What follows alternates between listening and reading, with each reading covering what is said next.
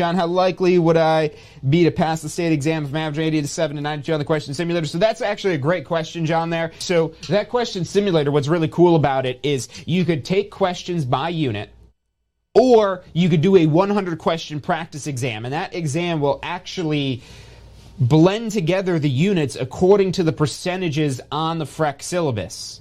So we do follow the FREC syllabus in terms of what's important for the exam, because we have the percentages from the Florida Real Estate Commission of each chapter, and that's programmed into the diagnostic or the 100 question practice test in that question simulator.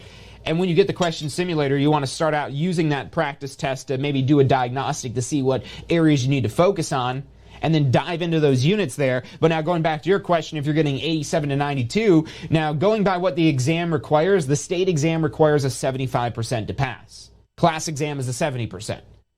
So 87 to 92, if you get an 87 to 92 or anything above that or anything above a 75 on your state exam, you will be passing. But now the question is this question simulator an indicator of whether or not I'll pass? Because maybe you do get an 87 to 92 on here, but here's the catch with this. And my question would be, have you gone through it so much that you're seeing the questions again?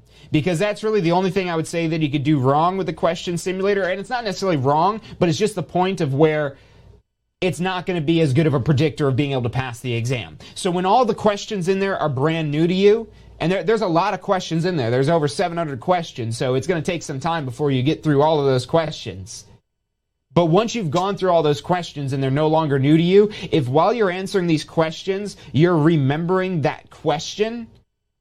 Now, if you're just remembering the key point, that's great. That's what you're supposed to be remembering. But if you remember, oh, this question is C or this question is B, and it shuffles the answers, so it wouldn't just be C or B. It would be, oh, this one is this. But if you're just that connected and just that in specific and in tune with the specifics of the question, then that's maybe where I'd hesitate a little bit there just to see if that 87 to 92 really is accurate.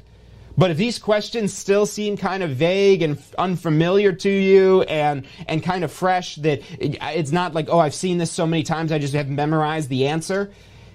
If you're memorizing the key points rather than memorizing the answer, yes, you're in great shape there if you're getting 87 to 92 at that point. But if you've gone through it so much where you're testing on it again and again and again, what I would do at that point is take a break from the question simulator, maybe listen to the MP3, maybe do the weekend prep if you have either of those tools.